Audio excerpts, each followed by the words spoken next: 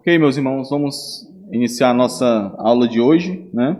Como eu já estava comentando no início, esse é um tema que chama, no mínimo, chama a nossa atenção, né? Quando nós olhamos aí para o título, né? Para o tema, principalmente quando nós pensamos que nós estamos aqui ao longo dessa pequena série estudando, né? E refletindo sobre o caráter de Deus, sobre a sua natureza, sobre quem Ele é, sobre como os seus atributos revelam quem Deus é, né, a sua essência. E como nós vimos, cada um desses atributos, alguns deles que foram comunicados a nós, outros não.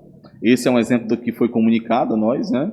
Mas nós vimos como cada um desses atributos, eles manifestam a essência do próprio Deus. Então, o fato de Deus ser amor não quer dizer que Deus é um ser amoroso, não, mas que o próprio Deus, em sua essência, é amor, né? E que o próprio Deus, em sua essência, também é graça, como nós vimos. Que o próprio Deus, em sua essência, é também ciúmes ou zelo, como nós veremos, né? Que o próprio Deus, em sua essência, ele é cada um dos seus atributos que são manifestados, que são revelados por ele mesmo. Então, esse é um ponto que é um dos capítulos e teriam vários outros atributos que nós poderíamos ver, inclusive alguns até um pouco controversos também, que a gente torce um pouco o nariz quando lê, né, como a ira de Deus, né?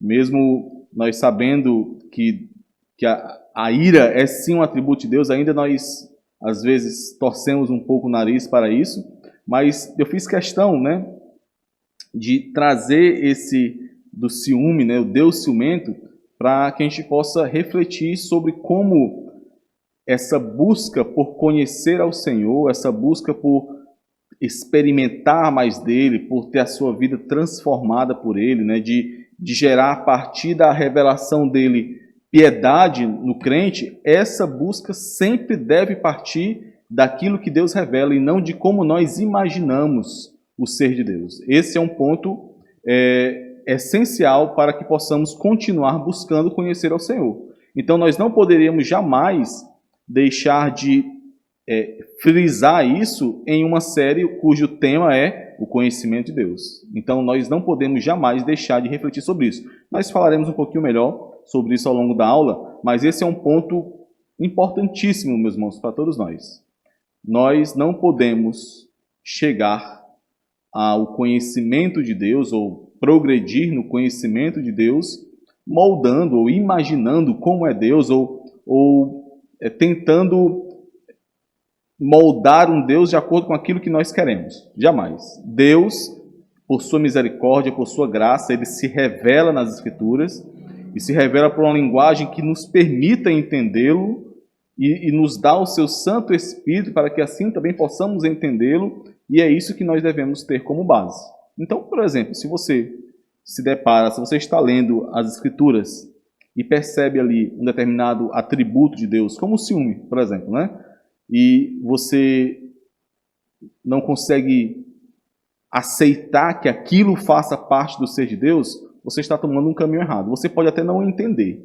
Você pode até tentar parar e buscar. Não, o que eu estou pensando agora não se encaixa com aquilo que eu já aprendi na revelação de Deus sobre Deus. Então eu preciso entender melhor isso. Essa é uma reação possível e bastante sábia, na verdade. Mas nós jamais podemos simplesmente descartar algo que a palavra de Deus nos revela, de forma nenhuma. Então, se a palavra de Deus nos revela que Deus é um Deus que tem ciúmes, que zela pela aliança que ele fez, pelo pacto que ele fez com o seu povo, nós temos que entender isso melhor. Nós temos que buscar entender para que possamos perceber, entender melhor o próprio ser de Deus. Como nós vimos aqui, na leitura em Êxodo 34, Moisés ele é muito categórico ali, quando ele não só diz que Deus tem ciúmes, como ele fala em vários outros versículos, mas ele diz que o nome do Senhor é zeloso. Ou se nós fôssemos traduzir de outra forma, né? O nome do Senhor é ciúmes. Ele é Deus ciumento, ele é Deus zeloso. Então é muito enfático Moisés em relação a isso, tá?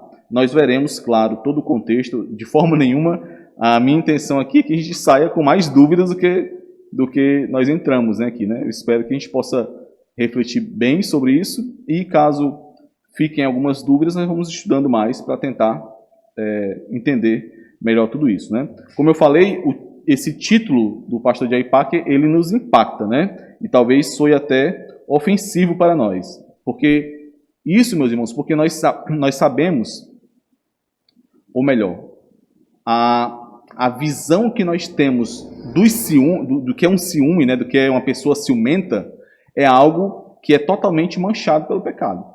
A visão que nós temos do que é ciúmes é aquela visão meio que trágica, né, construída pelo pensamento grego, né? Por exemplo, não sei se os irmãos já ouviram falar, mas uma das literaturas que mais são elogiadas por retratarem o ciúme humano foi escrita por Shakespeare, né, que é a obra de Otelo. Otelo é uma das obras-primas de Shakespeare, onde isso já foi apresentado em teatro e virou filme em vários locais, né? E trata exatamente do ciúme, de como o ciúme, claro que aqui de uma perspectiva totalmente humana, é altamente destrutivo, né? Então, resumindo a tragédia de Otelo, Otelo era casado com a mulher que ele amava, e a mulher o amava, e ele, por ciúmes, no final, ele mata a mulher e se mata por conta de toda uma loucura que foi criada na cabeça dele. Então, nós, quando nos deparamos com esse título, o Deus ciumento, é para essa visão de ciúmes que nós lembramos, que nós apontamos, porque nós associamos que o fato de Deus ter ciúmes equivale a nós termos ciúmes, mas não é assim. Nós veremos que, embora o ciúme que nós temos, em alguns casos, dependendo do tipo de ciúme, como nós veremos, ele representa, sim, algo que vem do Senhor, ainda assim, ele é manchado pelo pecado. Ainda assim, nós não temos como imaginar que no Senhor estará o mesmo tipo de ciúme que nós temos, tá? Então, esse é uma diferenciação que nós deveremos construir aqui ao longo dessa aula. Porque, realmente, esse como eu falei, é um tema que impacta, né? E eu gostaria de fazer, então, 3 perguntas aqui, como sempre, para os irmãos. Se os irmãos estiverem à vontade, o Rob está ali com o microfone, tá? Para falar. Primeira o que significa dizer que Deus é ciumento? Os irmãos, seria interessante, eu gostaria de ouvir alguns dos irmãos, porque eu me senti muito impactado quando eu já tinha lido alguns textos e visto algo sobre a questão dos ciúmes de Deus, mas não tinha parado para refletir nessa mesma linha que o pastor J.I. Packer segue aqui, né? Contando como é imprescindível você entender o ciúme de Deus para você entender o ser de Deus. E isso me impactou bastante, no sentido de, rapaz, quando eu li o título já foi algo que me trouxe um certo impacto. Alguns dos irmãos se sentiu assim também, né? Alguns dos irmãos está agora em dúvidas, algum dos irmãos está aí chocado com esse tema. Alguém gostaria de responder sobre o que significa dizer que Deus é ciumento? Se não, nós vamos para a próxima. Falar? Assim, eu consigo enxergar como se ele fosse o único Deus que fosse adorado, né?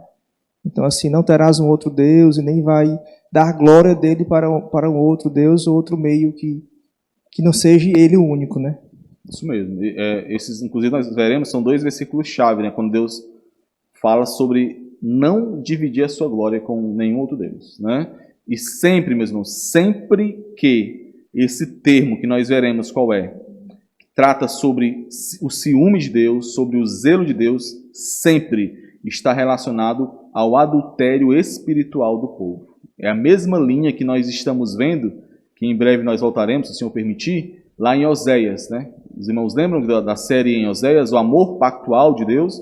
Então, ali em Oséias fica muito vívida essa ideia de que, né, essa ilustração que Deus faz acerca do povo, um povo adúltero, um povo que foi adornado pelo Senhor, que foi cuidado pelo Senhor, que ainda assim se prostituiu com outros deuses, e então o Senhor está ali manifestando a sua ira por conta dos ciúmes que ele tem, do zelo que ele tem pelo seu povo. E esse zelo, um zelo santo, nada relacionado à frustração, à inveja, às emoções ruins que nós temos em meio ao ciúme. Tá? Isso é o que nós veremos. Segunda pergunta importantíssima dentro da linha que nós estamos tentando construir aqui, né? Que é a linha de que não adianta nós conhecermos o ser de Deus sem aplicarmos isso em nossas vidas, né? Sem que tenhamos qualquer modificação, transformação, né? Sem que sejamos moldados ao Senhor por esse conhecimento. Quais as implicações do fato de Deus ser um Deus ciumento, né? Para o nosso comportamento pessoal? O que é que isso gera em mudança em nós, pessoalmente, né? Esse é outro ponto-chave, meus irmãos. Se o primeiro ponto-chave que nós temos é entender o que significa dizer que Deus é um Deus ciumento, o que significa dizer que Deus é um Deus zeloso para com o seu povo, para com a sua aliança, um outro ponto seria o que isso implica na minha vida, né? Se eu faço parte do povo de Deus, o que implica saber que Ele é um Deus ciumento, um Deus zeloso. Isso vai, com certeza, gerará implicações. Nós precisamos entender isso. Alguém tem alguma pista aí, algum chute? O que implica? Se a gente for pensar que Deus ele requer exclusividade, né, requer a primazia da nossa vida, isso vai implicar ter uma vida de obediência, né, o sacrifício vivo, realmente, né? Então, eu acredito que seria a obediência. Ok. Vamos ver isso um pouquinho também. Nessa linha mesmo, de obediência, né? E isso cada vez é um nível cada vez mais profundo, né? Um zelo que busca agradar ao Senhor. Eu mandei um texto para os irmãos no grupo dos homens que trata dessa aplicação especificamente. Eu vou ler, até imprimir aqui, letra grande, que eu estou ficando cada vez mais cego, eu trouxe para ler para os irmãos também, para todos, né? E a outra pergunta é se existem implicações para o nosso comportamento pessoal, e nós sabemos que existem, né, e nós veremos um pouco melhor sobre isso. Existe alguma implicação do fato de Deus ser um Deus ciumento para o nosso comportamento coletivo? E isso é algo muito interessante, meus irmãos. Né? Não é ideia minha aqui, não. Peguei do pastor de Aipaca também. Existe alguma implicação para o corpo de Cristo, para a igreja, não pensando individualmente, porque nós estávamos pensando agora há pouco individualmente, mas para o corpo, existe alguma implicação coletiva em relação a esses ciúmes de Deus? Essa é uma visão bastante interessante que nós veremos aqui também. Existem sim implicações coletivas acerca do ciúme de Deus. E, meus irmãos, isso é interessante porque é o seguinte, quando nós vemos no Antigo Testamento, é claro que era o povo todo que sofria as implicações da ira de Deus que vinha dos seus ciúmes, do seu zelo. Era o povo. Então era o povo todo que ia para o cativeiro, né, uma parte dele, mas era o povo que era julgado, o povo que recebia ali o juízo de Deus, né? Só que na nova aliança nós sabemos que essa nova aliança é uma aliança que não é condicional, né? Não é como o povo da antiga aliança que se fizeres o que é correto, vocês receberão a terra e receberão tudo aquilo que o Senhor prometeu. Se não fizerem, serão julgados. Nós não estamos na antiga aliança, nós estamos na nova aliança. Só que ainda assim isso traz implicações para o povo de Deus, para a igreja. E nós vemos isso, e esse é o exemplo principal dele aqui, nós vemos isso lá em Apocalipse, nas cartas que são enviadas às 7 igrejas. Observem que em cada igreja ali, e aqui nós iremos focar a igreja de Laodiceia, em cada igreja nós temos um chamado ao zelo, uma lembrança. Deus é um Deus zeloso. Vocês receberam o Espírito Santo de Deus, e esse Espírito é Deus e é zeloso. Esse é o ponto. Como nós vemos em Tiago, nós vamos já abrir o texto de Tiago, né? No Novo Testamento, Tiago 4, capítulo 4, versículo 5, quando diz que o Espírito, ele anseia, em ciúmes, ele anseia, né, pelo crente, pelo coração do crente. Então, nós veremos isso. Esse é um conceito, claro, uma vez que faz parte do caráter de Deus, né, do ser de Deus, é um conceito que ultrapassa a antiga aliança. Na antiga aliança, ela gerava uma representação, uma sombra, né, ensinava por um meio acerca desse atributo de Deus. E na nova aliança, esse atributo continua, claro, porque Deus não muda. Nós vimos, né, Deus é imutável. Ok? Até aí tudo bem? Os irmãos têm alguma dúvida? Não vou... quero deixar bem claro que eu fiquei muito preocupado com essa aula de hoje para não gerar mais dúvidas do que esclarecimento. Tá? Então, se os irmãos tiverem em algum momento tiverem alguma dúvida, por favor, não deixem de levantar o braço aí, de conversarmos para que essa dúvida não se prolongue. Né? Então, aqui nós estamos de novo no mesmo livro, né, O Conhecimento de Deus, do pastor J.I. Packer. Esse é o capítulo 17, né, e eu estou reproduzindo exatamente o mesmo título, né, o Deus ciumento, para que a gente possa entender qual é a ideia do pastor J.I. Packer aqui. Então, meus irmãos, a pergunta principal, a primeira pergunta, né, chave para nós, é como imaginar Deus sendo ciumento.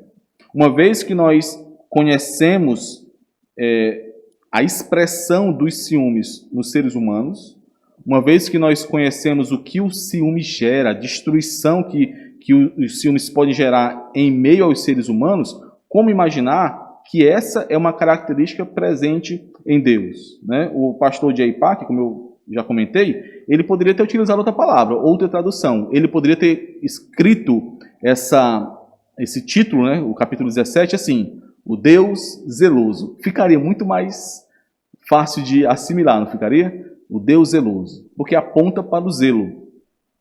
Só que a palavra que todas as escrituras utilizam, né, para falar sobre esse zelo, ela aponta para os ciúmes também. Só que o ciúme santo de Deus, que é o zelo santo de Deus. Tá? Então nós veremos sobre isso. Mas o ponto dele aqui é justamente esse, é impactar, que você possa discernir qual é o aspecto dos ciúmes que os seres humanos possuem que pode nos levar a entender um pouco mais sobre Deus.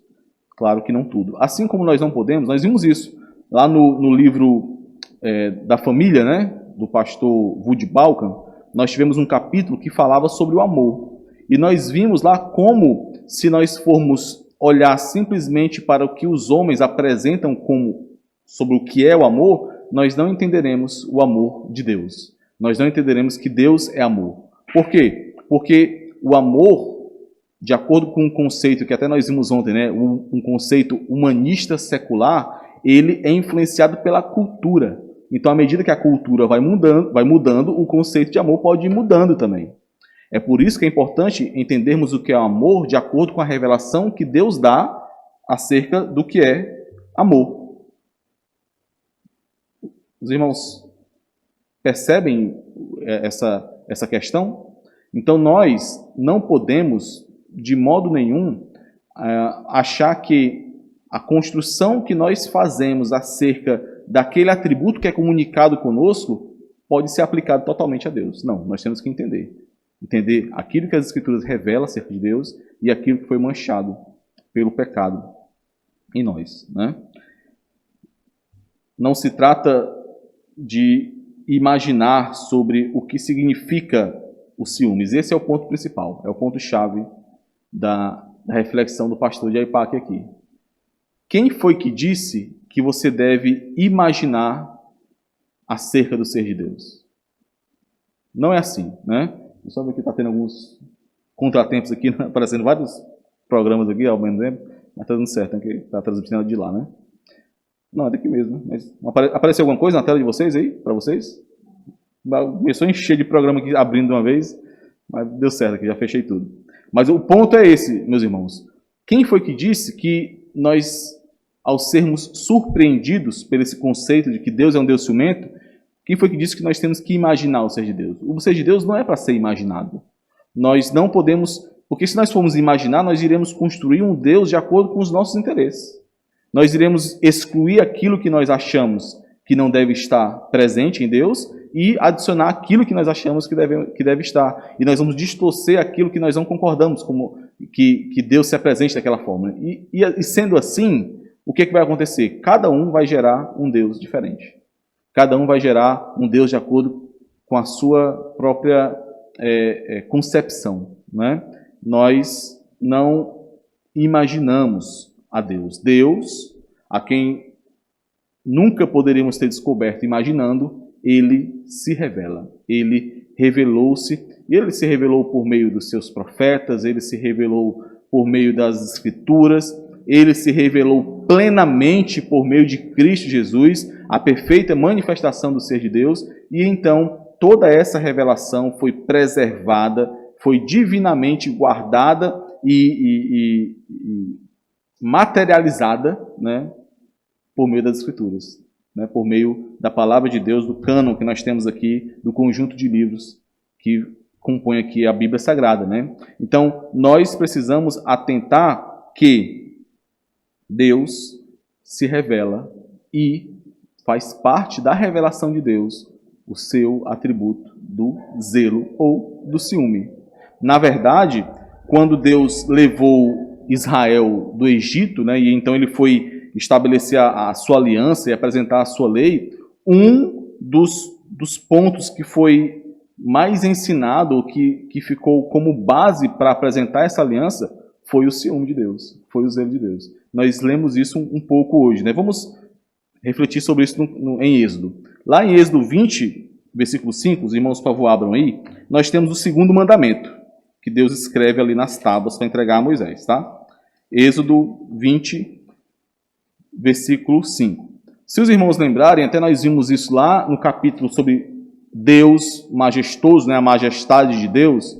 Se os irmãos lembrarem, lá no capítulo 3 de Êxodo, o Senhor diz para Moisés que ele é o Eu Sou. Né? O Eu Sou está enviando Moisés ao povo, né, e ao Egito.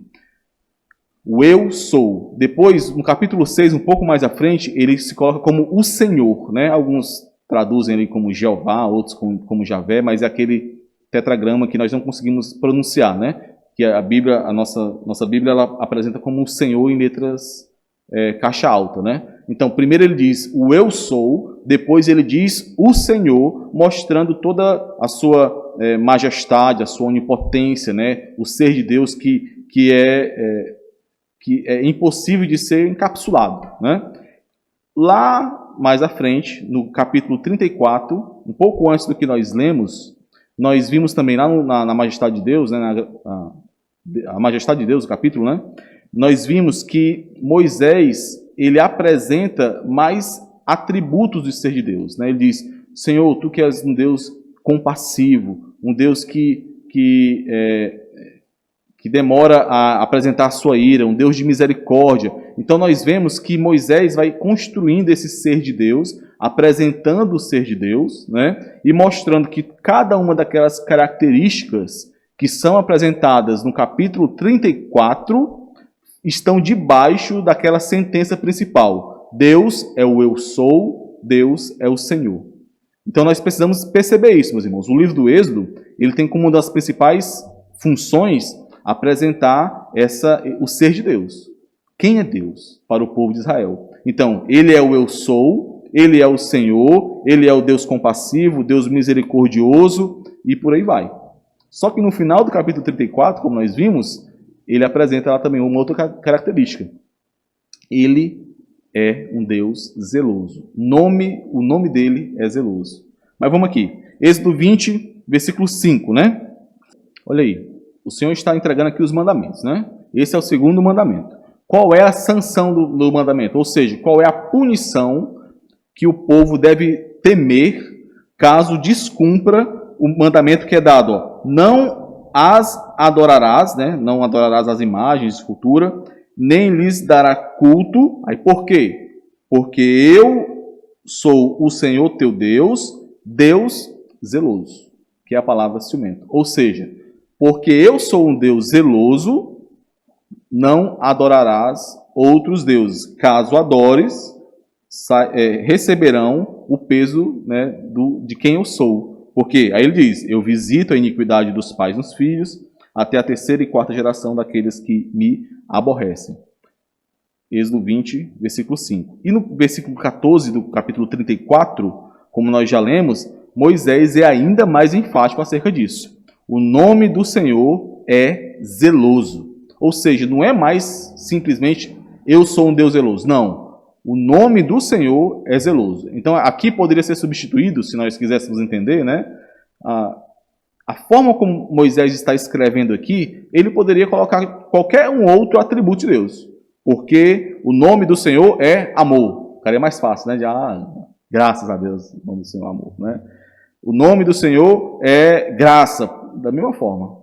Mas aqui ele diz, o nome do Senhor é zeloso. O nome do Senhor é ciúmes. Essa palavra, eu não sei nada de hebraico não, nada, tá? Mas essa palavra, né, com essa ferramenta que eu trouxe para os irmãos ver aqui, ó, essa palavra que é traduzida como zeloso, ela também, como os irmãos podem ver, ela poderia ser traduzida por ciumento. Ela vem dessa raiz, da primeira palavra aqui, ó. Essa primeira, que tem uma raiz aí, não, é a raiz que dá origem a essas 4 palavras. Todas elas surgem no Antigo Testamento, né, claro, que está em hebraico aí, e 3 delas são sempre aplicadas a Deus. Somente essa segunda palavra, que tem como maior significado invejar, né, ou excitar-se, não em nenhum momento é encontrado nas Escrituras falando sobre Deus. Mas as outras 3, né, que destacam aí ciúme, zelo, ciumento, zeloso, ciumento e zeloso, todas elas são encontradas sendo aplicadas ao ser de Deus. Então observem que por que nós poderíamos trocar a palavra zeloso por ciumento? Porque a construção dessa palavra lá no original dela, né, no hebraico, ela traz esse mesmo sentido de ciúmes, ao mesmo sentido dos ciúmes que um judeu tinha pela sua esposa. Carrega esse sentido. Então nós poderíamos substituir, para entendermos melhor, se soubermos o contexto disso, o que significa esse zelo de Deus. E qual é o significado, aqui eu trago para os irmãos, uma outra ferramenta que é o significado léxico dessa palavra. O que é isso? É como nós conseguimos entender o significado a partir do contexto, certo? Quando ela é aplicada, quando ela é escrita nas Escrituras. Em todos os casos, né, em todas essas 3 palavras que são utilizadas para se referir a Deus, o significado dela é esse aí, ó, ciumento. É um adjetivo ciumento, que significa ferozmente protetor e que não aceita deslealdade. Pronto. Quando nós encontramos zeloso, Deus sendo zeloso, é isso que significa ferozmente protetor e que não aceita deslealdade. Então aqui nós podemos perceber que essa noção do que significa o Deus ciumento, ela começa a ser construída de forma mais clara para nós. Se nós conseguimos perceber essa noção de lealdade, de cuidado e de garantia de que esse cuidado, essa proteção não falhará. É isso que nós veremos, tá? O ciúme e o zelo, por favor, abram em Ezequiel 39, 25 e outro em Naum 1, 2, né? O ciúme, ou o zelo, né, é apresentado nas Escrituras constantemente como algo que coloca Deus em ação, um motivo para a ação. E essa ação pode ser em ira, por conta da deslealdade do povo, ou em misericórdia, para que o povo não se perca. Os irmãos percebem a noção do zelo e do ciúme aí? Não é uma ira ou uma forma de ciúmes como nós conhecemos, né? Mas é uma garantia de que aquilo que foi aliançado não será perdido. Pois é, então as expressões que nós temos, meus irmãos, desse zelo de Deus, é exatamente essa expressão de misericórdia, para que se preocupa em proteger a aliança que foi construída ali, e também de ira, que purifica, né, esse povo. nós temos aqui vários e vários textos, eu não vou ler com os irmãos, se os irmãos quiserem eu posso passar depois, mas são vários e vários textos que falam sobre esse zelo de Deus, sobre esse ciúme de Deus. No Pentateuco nós temos vários, em Números, em Deuteronômio, nos livros históricos, nos profetas, mas eu gostaria de ver com os irmãos, um pouco melhor, no Novo Testamento, um aspecto desse zelo de Deus, que é lá em Tiago, capítulo 4, versículo 5. É interessantíssimo, meus irmãos, como em Tiago, nós temos aqui os crentes, né, o povo que está na nova aliança, em Cristo, sendo exortados e sendo chamados a refletir sobre o zelo de Deus, sobre o ciúme de Deus. Vamos ler Tiago a partir do versículo 1 até o versículo... Vamos ler até o versículo 10 aqui, tá? Então, o que o texto diz aí? Nós vamos lendo e refletindo sobre ele. De onde procedem guerras e contendas que há entre vós? Aqui entre os crentes. De onde senão dos prazeres que militam na vossa carne? Cobiçais e nada tendes, matais e invejais e nada podeis obter, viveis a lutar e a fazer guerras. Não tendes porque não pedis, pedis e não recebeis, porque pedis mal, para esbanjardes em vossos prazeres. Aí, olha atenção, versículo 4. Infiéis, essa palavra infiel aqui, infiéis, ela expressa o mesmo adúltera lá do Antigo Testamento, quando o Senhor chama em Oséias, por exemplo, né, o próprio Jeremias, enfim, nos profetas, quando o Senhor chama o povo de adúltero, né, um povo adúltero, aqui essa palavra é o correspondente grego para isso. Infiéis, adúlteros, não compreendeis que a amizade do mundo é inimiga de Deus? Ou seja, qual é o paralelo que o Tiago está fazendo aqui? Quando o povo está ali cobiçando as coisas do mundo, estão por conta dos seus desejos, militando, gerando contenda, buscando as coisas do mundo, tendo amizade com o mundo, estes estão sendo adúlteros, como o povo era na antiga aliança. Esse é o paralelo que Tiago está fazendo, quando ele diz: não compreendeis que a amizade do mundo é inimiga de Deus? Adúlteros, né? Infiéis. Aquele, pois, que quiser ser amigo do mundo, constitui-se inimigo de Deus. Olha que versículo forte esse aqui, né? Tiago está dizendo que não existe possibilidade do que o pessoal chama por aí de crente Raimundo, né? Que não tem nenhum Raimundo na igreja, não, né? O pessoal chama de crente Raimundo, né? Um pé na igreja, outro no mundo, né? É o que Tiago... é um trocadilho também, né? O crente Raimundo, um pé na igreja, outro no mundo. Não existe possibilidade do crente ter amizade com o mundo, do crente amar o mundo ou querer o mundo sendo crente. Porque quando ele faz isso, o que ele está fazendo é adulterando contra o Senhor, sendo infiel ao Senhor. E aí, Tiago continua. Ou supondes que em vão afirma a Escritura. Esse aqui é um texto muito difícil, existe muita dúvida acerca da interpretação disso aqui, mas eu vou seguir a interpretação mais comum, que Tiago está falando aqui do Espírito Santo. Ou supondes que em vão afirma a Escritura? É com ciúme que por nós anseia o Espírito que ele fez habitar em nós.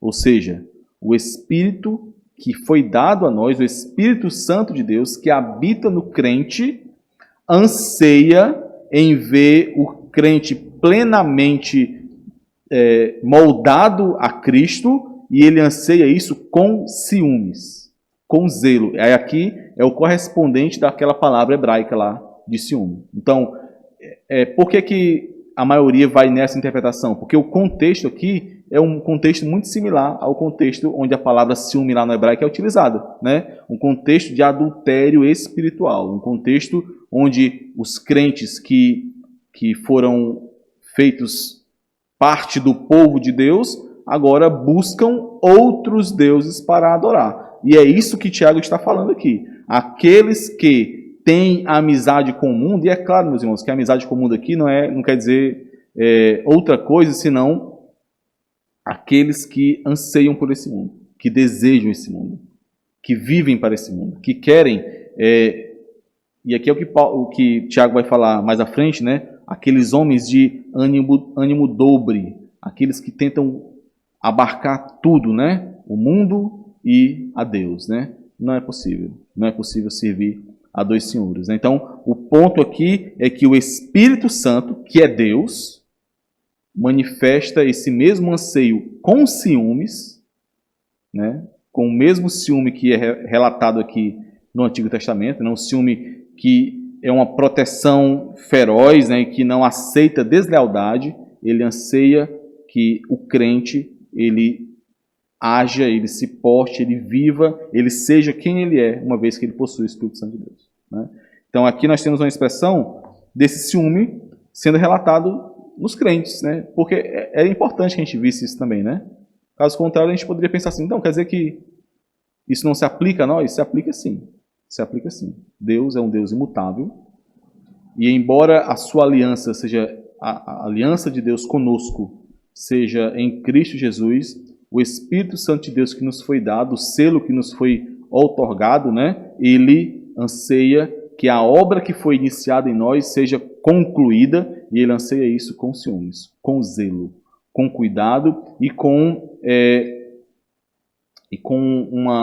um aspecto que toca aquilo que nós vimos no Antigo Testamento, não é? É por isso, por exemplo, que Paulo diz que não entristeçais o Espírito, não é? Porque o Espírito, uma vez entristecido, ele irá, isso trará consequências para a nossa vida, para a nossa caminhada, né? Até aí os irmãos têm alguma dúvida? Está dando para entender a linha aqui de raciocínio do pastor de Aipaque? Qual é então, meus irmãos, a natureza do ciúme de Deus?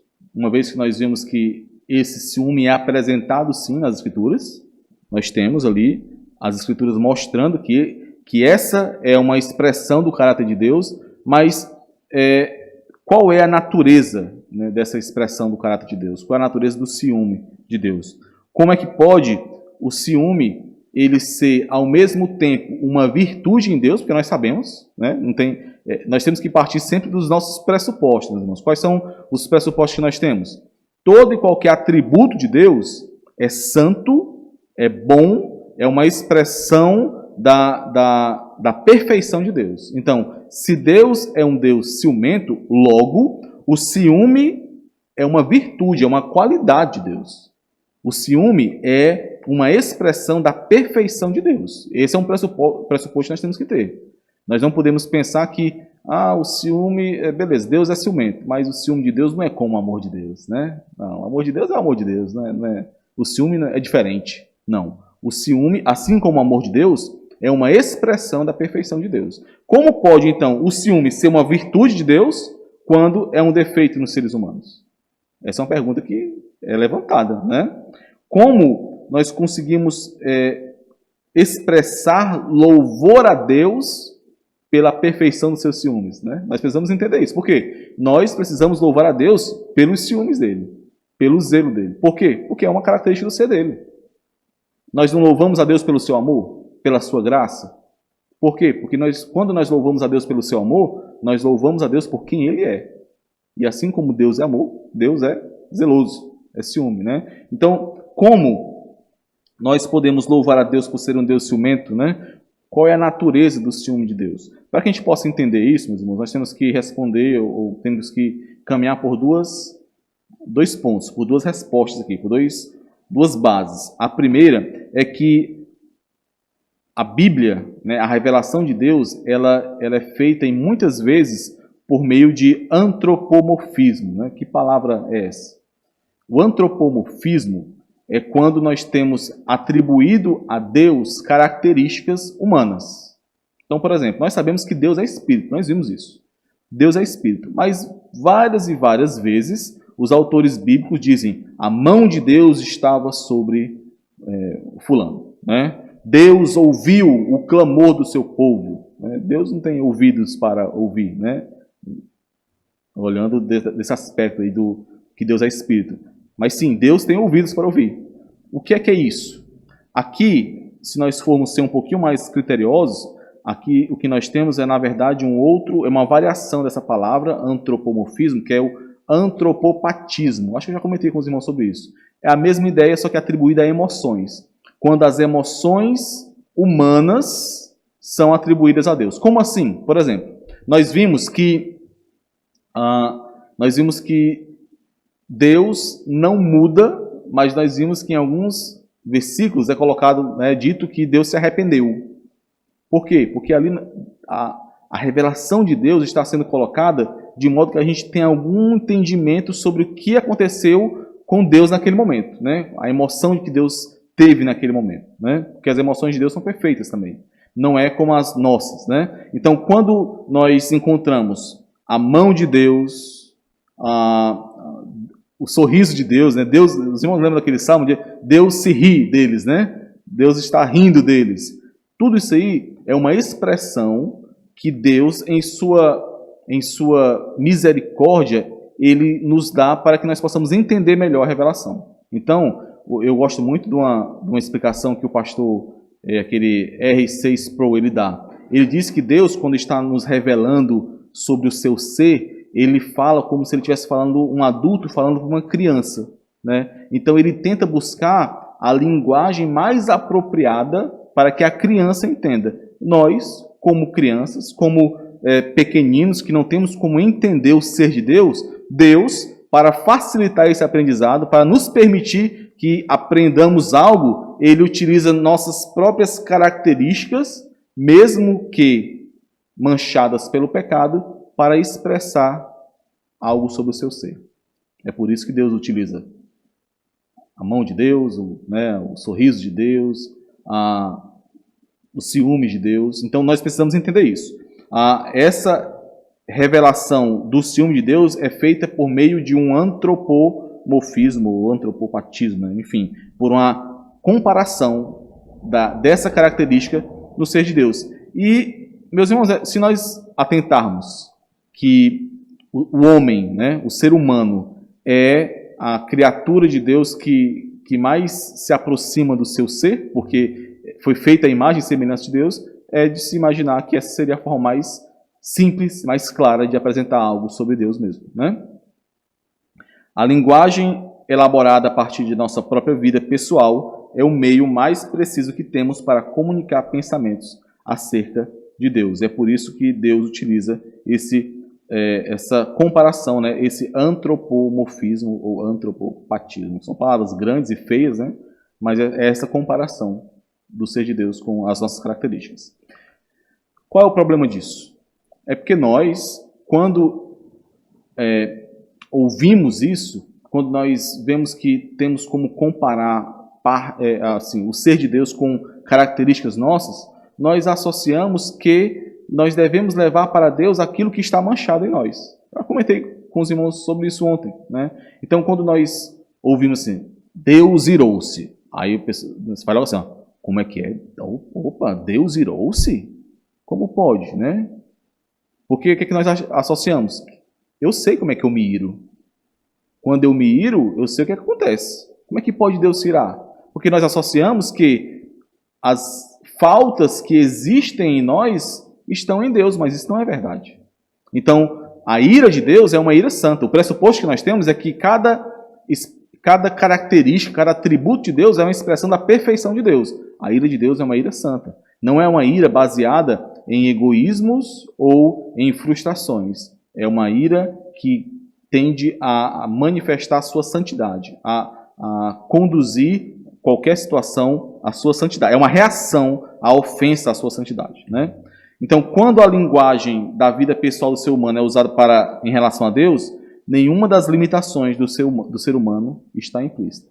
Nada que apresente ali as manchas do pecado no ser humano pode ser atribuído a Deus, de forma nenhuma, né? Então, assim como a ira de Deus não é uma explosão, né, como a raiva humana assim como a ira de Deus não é um sinal do orgulho e da fraqueza de Deus, mas da sua santidade, é uma ira santa. Da mesma forma, os ciúmes de Deus não são como os nossos ciúmes em muitas vezes, né? Onde nós simplesmente apresentamos ali uma reação a a uma frustração, a uma inveja, né? Nós veremos um pouco já sobre isso. Para Deus, não. O ciúme de Deus significa um zelo digno de louvor. Um zelo que deriva, como nós veremos, totalmente do seu amor pactual, da sua fidelidade a quem Ele é e à aliança que Ele fez. É isso que nós devemos entender como o ciúme de Deus. E o segundo ponto, para entendermos a natureza do ciúme de Deus, é que para o ser humano, né, existem dois tipos de ciúmes. Existe o ciúme associado à inveja, é algo como uma criança que tem ciúmes do irmão que acabou de chegar, do irmão mais novo. Aquele irmão que está recebendo mais atenção, aquele irmão que está tendo mais cuidado e mais tempo. Então, a criança tende a apresentar ciúmes e inveja de todo aquele cuidado que está sendo dado ao irmão e não a si. Desculpa, não a ele, né? Então, esse é um tipo de ciúme que é apresentado inclusive nas Escrituras, mas nunca atribuído a Deus. É aquela palavrinha menor, os irmãos lembram que eu falei que não era atribuída a Deus? Associada à inveja, né? Esse é o tipo de ciúme que está no ser humano, que é uma mancha do pecado no ser humano, mas que não é encontrado em Deus, né? É o ciúme que expressa que eu quero o que você tem e eu te odeio, né? Porque eu não tenho isso. É fruto da cobiça que se expressa em inveja e em malícia. É o fruto da concupiscência no ser humano que deseja aquilo que não agrada a Deus. Lá em Provérbios 27:4, os irmãos podem abrir aí, nós encontramos essa palavra, que é aquela mesma palavrinha que nós vimos lá no início, né? Aquela palavra que não é atribuída a Deus, sendo utilizada aqui. Provérbios 27:4. E aqui ela é traduzida não como zelo, não como ciúmes, mas como inveja.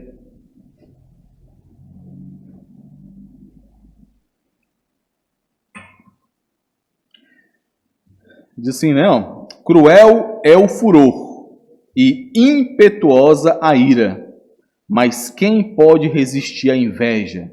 Inveja aqui é aquela palavra que está na mesma raiz lá de ciúmes, né, e de zelo, só que jamais atribuída a Deus. Então, o primeiro tipo de ciúme é esse, associado à inveja, a querer algo e a ser frustrado por não ter aquele algo, então ter ciúmes, né, ter oposição àquela pessoa, né? Esse jamais é encontrado em Deus, jamais. O segundo tipo de ciúmes é o zelo, né, que é algo que é utilizado para proteger uma relação de amor. A expressão maior, meus irmãos, disso é o ciúme, é o zelo no casamento. É o que, inclusive, o Senhor utiliza no Antigo Testamento para expressar isso. O zelo do marido em relação à esposa. E é muito utilizado isso, essa figura mesmo, né? O zelo para garantir que a sua esposa não será contaminada, não será tomada, né, por outro homem. Então, essa é a expressão do zelo. Eu não trouxe aqui, eu não vou lembrar de cabeça agora, mas existe não sei se os irmãos já ouviram, existia uma oferta de ciúmes que o homem em Israel ele poderia apresentar a Deus.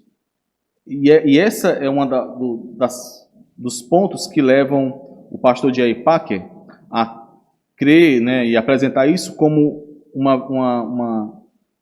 uma expressão do ciúme no homem que não é reprimido por Deus, que não é rejeitado por Deus, que é apresentado como um zelo. Como é que era isso? O homem que achasse por algum motivo, né, tivesse ali algum motivo para desconfiar que sofrera adultério, ele poderia levar a sua esposa diante do sacerdote, levava uma oferta para né, ser apresentada ao Senhor, e então o sacerdote pegava uma água lá suja, suja assim, né, não era uma água contaminada, mas era uma água que ficava no altar, utilizando para a limpeza do altar, e essa água ela era dada para a mulher beber, e ela fazia ali um juramento diante de Deus.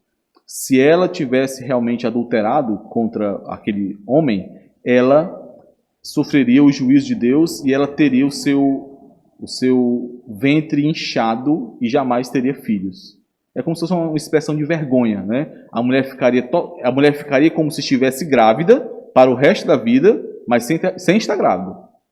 Ela também não poderia ser morta, porque ela não foi pega em flagrante, né? Se isso não acontecesse, é porque a mulher não tinha adulterado. O que é que o pastor Jair Paco está falando aqui? Que Deus, inclusive, deu essa oferta de ciúmes como uma expressão de que o ciúme ou o zelo do marido não era de todo, essa expressão de cuidado não era manchada pelo pecado, né? É isso que ele está apresentando ali. Qual é, então, o tipo de ciúme de Deus? Sempre que Deus é apresentado com ciúmes no Antigo Testamento, é esse segundo caso, né? Um zelo, um cuidado para manter essa aliança, né? Então, deixa eu colocar aqui uma expressão do pastor Jair Paco. Esse tipo de ciúme, que é o segundo que nós vimos, né, que é um zelo, é uma virtude positiva, pois mostra uma compreensão do verdadeiro significado da relação marido-mulher, juntamente com o zelo adequado para mantê-la intacta. Essa expressão de ciúme é uma expressão que não apresenta mancha, se ela for feita da forma como está sendo dada aqui, né? E é assim que Deus é apresentado como um Deus ciumento. E isso, meus irmãos, sempre relacionado, eu comentei isso com os irmãos, ao seu amor, ao amor pactual de Deus. Então, sempre, né, em todas as manifestações de Deus, como sendo Deus ciumento, em todas elas, o que nós temos ali é o zelo do Senhor para cumprir o propósito da sua aliança, o propósito da sua justiça e misericórdia. Em todos os casos, sem exceção, Deus é apresentado como ciumento, como zeloso, com o objetivo de cumprir o seu propósito, de cumprir o seu plano de salvação, de cumprir o pacto que foi gerado com o seu povo. Esse é o aspecto que a palavra de Deus revela o ciúme de Deus.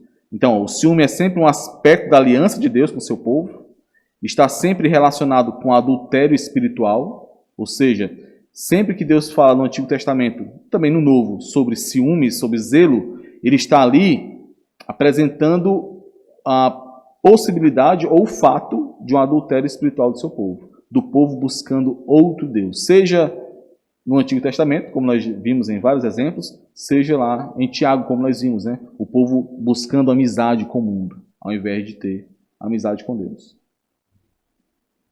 Esse zelo, ele significa que ele exige lealdade daqueles a quem ele amou, né? Esse é um ponto que nós não podemos deixar de perceber, né? O zelo de Deus é uma expressão dessa exigência de lealdade, de que o povo o ame, o povo o queira, né? O povo expresse esse amor que foi pactuado ao Senhor e não a outros.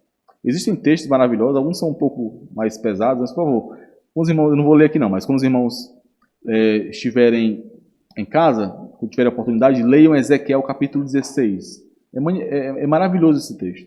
Deus ali fala de como ele faz uma ilustração com uma mulher, né? O povo é uma mulher, e que ele encontrou ainda bebê, abandonada, lançada ao mundo, e que ele vai lá, cuida, e aquela mulher cresce e fica bela, e ele dá vários detalhes da beleza dessa mulher, e que depois a mulher busca outros homens, né? E aqui Ezequiel está falando justamente de quando o povo de Deus deixou de confiar no Senhor para buscar os egípcios e os assírios que iriam para ajudá-los em relação ao povo da Babilônia que viria. Então, essa figura que é criada, essa ilustração é muito penetrante ali a respeito do adultério do povo e do zelo de Deus. E sempre esse ciúme, né, esse zelo, visa cumprir o propósito de Deus, o propósito da aliança que Deus firmou, né? Nós temos 2 versículos que até o irmão Robert comentou, né? Que são, eu vou ler para os irmãos aqui, que são versículos que apresentam, embora não tragam esse termo, zelo ou ciúme, apresentam um sentido principal disso. Isaías, capítulo 42, versículo 8, quando o Senhor diz assim, ó, eu sou o Senhor, este é o meu nome. A minha glória, pois, não a darei a outrem, né? nem a minha honra às imagens de escultura. E Isaías 48:11, por amor de mim é que faço isso. Porque como seria profanado o meu nome, a minha glória não a dou a... É outrem, né? É. Então aqui nós temos, meus irmãos, nesses dois textos, esse sumo, o supra-sumo do ciúme de Deus, do zelo de Deus.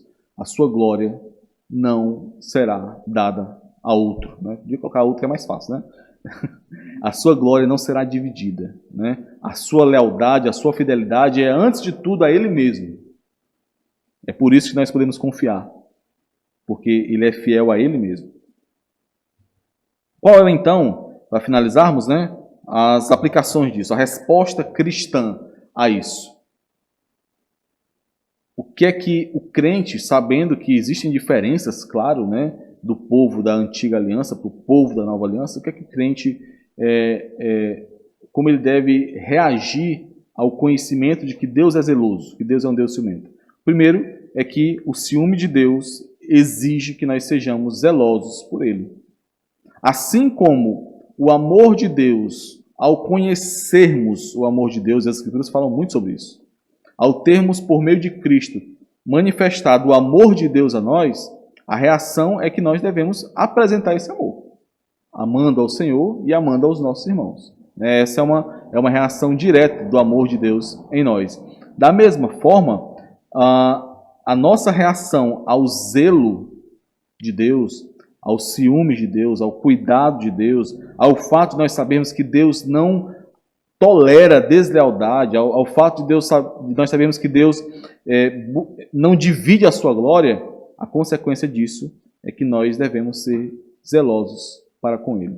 Isso nós encontramos em diversos versículos, isso sendo instruído ao povo. Por exemplo, Tito, capítulo 2, versículo 14, nós encontramos lá que nós, os cristãos, devemos ser zelosos de boas obras. Né? Ele usa essa palavra, do zelo. Né? Os profetas, eles eram zelosos para com Deus, né? E o ponto principal do que significa esse zelo para com Deus é o texto que eu falei, porque eu ia ler para os irmãos. Eu achei que esse texto é um texto maravilhoso do bispo... esqueci agora o nome dele. Sim, Riley, né? Ele, em um livro, né, um livro que é um clássico dele, né, que é a Religião Prática, ele fala exatamente, ele dá a definição do que significa o zelo cristão. Do que significa a resposta do crente ao conhecimento de que Deus é um Deus zeloso. Né? Ele diz assim, o zelo na religião é um desejo ardente de agradar a Deus, fazer a sua vontade e expressar a sua glória no mundo, de todos os modos possíveis. É um desejo que nenhum homem sente por natureza, aquilo que o Espírito coloca no coração de cada crente quando é convertido, mas que alguns crentes sentem tão mais fortemente do que outros, que só estes merecem ser chamados de homens zelosos. Olha o que ele vai dizer. Um homem zeloso em religião é eminentemente um homem de uma coisa só. Não é suficiente dizer que ele é sério, sincero, inflexível, minucioso, cordial, fervoroso de espírito. Ele só vê uma coisa, ele só cuida de uma coisa, ele vive para uma coisa. Ele é absorvido por uma coisa, e esta coisa é agradar a Deus. Quer ele viva ou morra, tenha saúde ou doença, seja rico ou pobre, agrade ao homem ou ofenda, seja considerado sábio ou tolo, receba culpa ou elogios, receba honra ou passe vergonha, com nenhuma dessas coisas o homem zeloso se importa. Ele arde por uma única coisa, agradar a Deus e fazer conhecida a glória de Deus. Se ele é consumido no próprio ardor, ele não se preocupa com isso. Ele fica satisfeito. Ele sente que, como uma lâmpada, ele é feito para queimar. E se for consumido em chamas, ele sabe que apenas fez o trabalho para o qual Deus o designou. Alguém assim sempre encontrará um campo para o seu zelo. Se ele não pode pregar, trabalhar e dar dinheiro, ele chorará, suspirará e orará. Se ele não pode lutar no vale com Josué, fará o trabalho de Moisés, Arão e Ur na colina. Se ele mesmo não puder trabalhar, ele não dará descanso ao Senhor até que a ajuda seja enviada e o trabalho seja concluído. Isto é o que eu quero dizer quando falo em zelo em religião. Observem que expressão maravilhosa, meus irmãos, da resposta do cristão ao zelo de Deus, né? Uma vez que nós sabemos que Deus, e nós vimos isso lá em Tiago, né? Deus, ele, por meio do seu Santo Espírito, ele selou o crente para garantir que o seu propósito seria concluído, para garantir que a boa obra que foi iniciada seria concluída, para garantir que a aliança, né, feita em Cristo Jesus jamais poderia ser quebrada. Então, a resposta do crente a isso é uma total devoção ao Senhor, né? É uma total vida de entrega ao Senhor. Mas como isso é difícil, né, meus irmãos? Nós precisamos entender, meus irmãos, que isso, sempre que nós nos desviamos disso, fazemos menos do que foi relatado aqui, sempre o que nós temos ali é uma expressão da carne nos puxando, né? Tentando nos dominar ainda, sempre, né? É claro que a meta final do crente, ela não será totalmente atingida, né, neste mundo. Mas isso não quer dizer que nós não devemos nos esforçar, que, como ele usa o termo, é nos queimar ao máximo buscando isso, né? Então essa é uma das características, né, uma das aplicações que nós devemos nos fazer em relação ao zelo. E aí surgem perguntas individuais para cada um de nós. Será que nós temos nos aplicado a isso como nós deveríamos, né? Aqui ele deu várias características interessantes, né? Será que estamos mais preocupados com saúde, com riqueza, bens, né? Ou se estamos mais preocupados com honras, elogios, vergonha, né? Tudo isso, meus irmãos, são instrumentos, quando nos impedem de cumprir esse chamado pelo Senhor. Tudo isso é um instrumento de Satanás para nos desviar desse caminho, né? Observem, as riquezas em si só não são problema. O Senhor, né, as Escrituras nos dizem que o amor ao dinheiro é que é a raiz do mal e não o dinheiro, né? Então, a riqueza não é o problema. A busca por ser uma pessoa saudável não é um problema, né? Nada disso é o problema em si. O problema é quando isso nos desvia do propósito, que é o propósito de quê? De agradar a Deus. Então, essa é uma primeira aplicação que nós fazemos. Uma vez que percebemos o ciúme, o zelo de Deus, o cuidado de Deus em sua aliança, em sua manifestação para com o crente, nós precisamos entender de uma vez por todas que, como novas criaturas, nós fomos feitos para agradar a Deus. Isso não nos tira do mundo, isso não quer dizer que nós vamos deixar de fazer muitas coisas aqui no mundo, né? Nós não vamos deixar de trabalhar por conta disso, nós não vamos deixar de construir famílias por conta disso, nós não vamos deixar de nos relacionar por conta disso, mas sempre o objetivo final de cada uma dessas ações será agradar a Deus e manifestar a sua glória a este mundo. Essa é uma tarefa não simples, por conta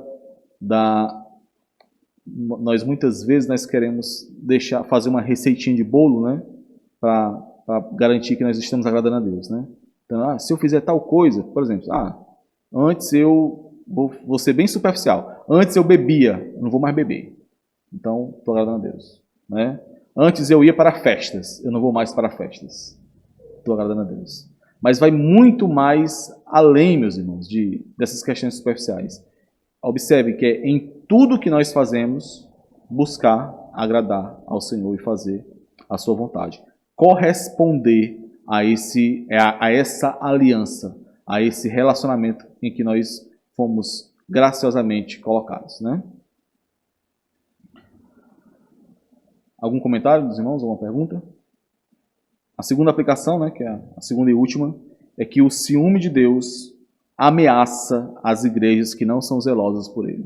O Senhor alerta as igrejas que não são zelosas por Ele, como corpo, como igreja. E aqui nós vemos lá na igreja em Laodiceia, né? Por favor, abram aí em Apocalipse, capítulo 3, versículo 14.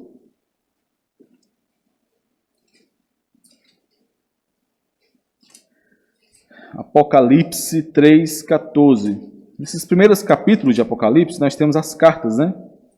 Em cada uma das cartas, nós temos uma expressão do ser de Deus manifestado em Jesus. Geralmente um elogio à igreja e um chamado ao arrependimento e uma promessa. No caso da igreja Laodiceia, da carta à igreja de Laodiceia, nós não temos elogio nenhum. O Senhor vai logo para pancada mesmo. Nós vamos ver por quê aqui. Ó. Ao anjo da igreja em Laodiceia, escreve: estas coisas diz o Amém, a testemunha fiel e verdadeira, o princípio da criação de Deus. Conheço as tuas obras. Olha que aterrorizador essa expressão, né? O Senhor dizendo: conheço as tuas obras, que nem és frio nem quente. Quem dera fosses frio ou quente. Assim, porque és morno e nem és quente nem frio, estou a ponto de vomitar-te da minha boca. Pois dizes: estou rico e abastado, e não preciso de coisa alguma, e nem sabes que tu és infeliz, sim, miserável, pobre, cego e nu.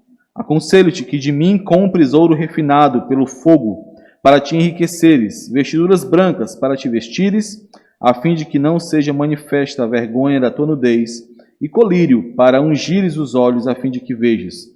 Eu repreendo e disciplino a quem amo. Se, pois, zeloso, a mesma palavrinha lá, zeloso. Se, pois, zeloso e arrepende-te. Eis que estou à porta e bato. Se alguém ouvir a minha voz e abrir a porta, entrarei em sua casa e cearei com ele e ele comigo. Tá bom, até aí. Esse versículo é muito utilizado de forma fora do contexto aqui, né? O pessoal usa para evangelizar, né? Eis que estou à porta e bato, mas aqui é chamado ao arrependimento da igreja, né? Meus irmãos, o que é que nós vemos aqui? A igreja de Laodiceia era uma igreja que vivia uma condição confortável naquele período, né, em que essa carta foi escrita, né? Então, a igreja de Laodiceia, ela havia deixado de confiar no Senhor para confiar nas coisas do mundo, nas riquezas, na segurança que ela tinha. E aqui o Senhor está chamando essa igreja de Laodiceia em um chamado muito similar ao que Tiago faz ali, a não ter amizade com o mundo, e sim amizade com Deus.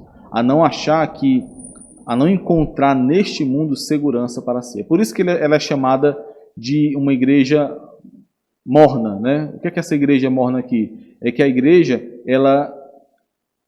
os membros continuavam se encontrando, continuavam se chamando de igreja, se chamando de corpo, caminhando como um corpo, mas sem a confiança no Senhor, sem estarem totalmente apegados a esse zelo que é apresentado aqui pelo pastor Jairo, né? De dedicação das suas vidas ao Senhor. Então, aqui, qual é o ponto do pastor de Aipac aqui? É que quando esse zelo não é encontrado na igreja, a igreja ela precisa ter cuidado com as consequências dessa falta de zelo, né? Aqui, essa carta que é enviada a cada uma dessas igrejas não é enviada a um crente especificamente, é enviada à igreja. A igreja, ela poderia sofrer, cada uma que o Senhor fala sobre o que pode acontecer a cada uma delas, né? No caso de Laodiceia, ele diz que estou a ponto de vomitar-te da minha boca, né? Estou a ponto de te lançar fora. A igreja, não é um crente especificamente. Então, aqui nós vemos como esse conceito, né, essa resposta ao zelo precisa atingir a igreja também, como corpo, como coletivo, né?